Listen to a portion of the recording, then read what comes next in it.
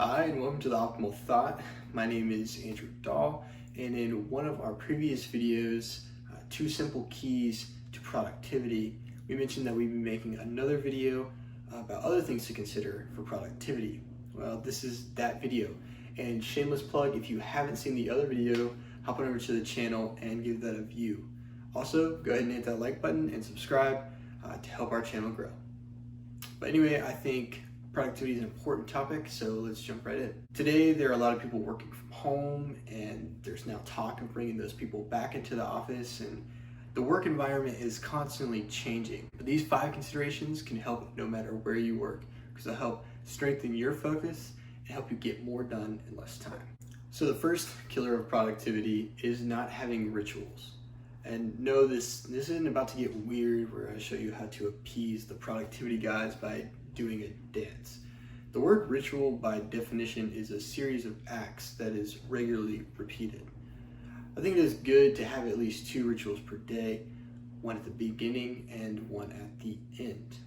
The morning ritual is supposed to provide energy and motivation to help you tackle the day's events, and the evening ritual is meant to help you relax and get the rest that you need for the next day. I recommend personalizing your rituals because ultimately you are the one who's going to know what will bring you joy, what will bring you energy, and what will help you relax. Some suggestions that I have for the morning are meditation or reading. I like to have a time of deep focus in the mornings to help prepare my mind for the day. Stretching and walking are great ways to get the blood flowing in your body. And if you can get outside for these activities, I believe that fresh air helps jumpstart your system, and morning light is a great natural trigger for you to wake up. Now, of course, a balanced breakfast and ethically sourced coffee are on my list as well.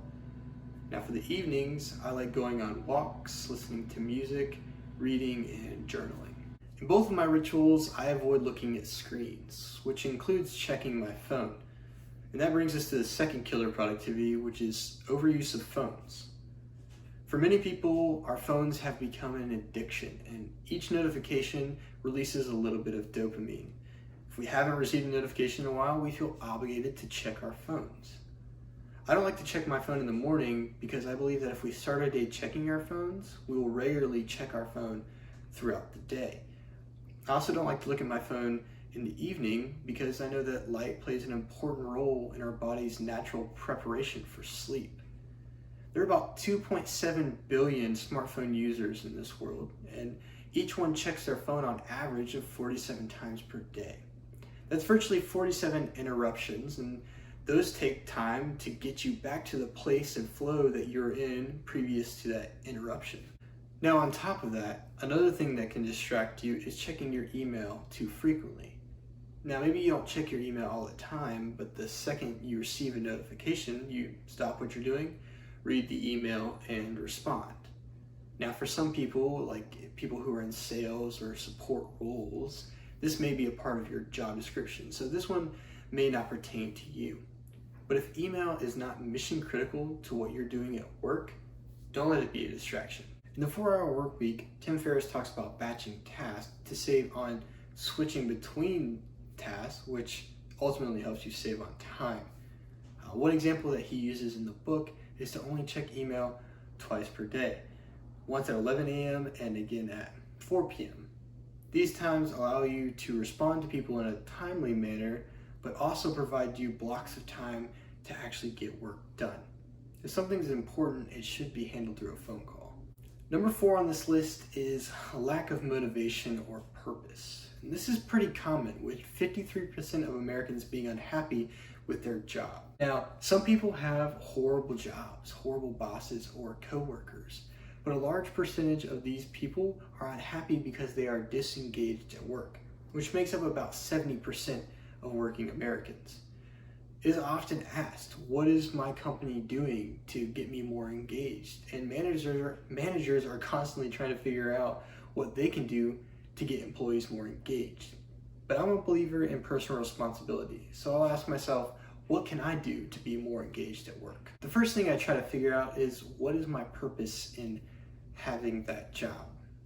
Maybe I need this job to buy myself more time so I can get my own business up and running. or maybe I need this job to support a family that I love. Everyone's situation is different, but it is often good to be reminded of our motivation for having that job. How we think about work and the little comments that we make can have a huge impact and can lead to no enjoyment out of our work. But if this can work in the negative way, it can also work for the positive. One of the things that I like to do in these situations is to think of 3 things I'm thankful for about my job and make this a daily habit. I recommend forcing yourself to do this on the drive home so that you can focus on the positive interactions of the day. If we can change our mindset about our job, we will find that we are happier, more engaged, and more productive. Only after trying this and it doesn't work, maybe it's time to move on. The final one on this list is stress. Stress can be related to fatigue, headaches, and even some sicknesses, which all reduce our focus and productivity. And the sad thing is, when our stress drives us to these symptoms, we get even more stressed because we realize that we're getting behind at work. In order to defeat this, we need to be able to identify the signs of stress before they become too big of a problem. We also need to learn how to take better care of ourselves to help manage our stress. Rituals, number 1 on this list, can do a great job at helping reduce stress because they give you a dedicated time of focus and recharge. Other things, such as eating healthy and making sure that you're clear on requirements at work, can also help reduce stress. Well, that's all I have for this week. I've really enjoyed making these videos, and I hope that they are bringing value to your life. I'll see you all next week, but before I go, I want to remind you to do something nice for someone random this week. See you next time.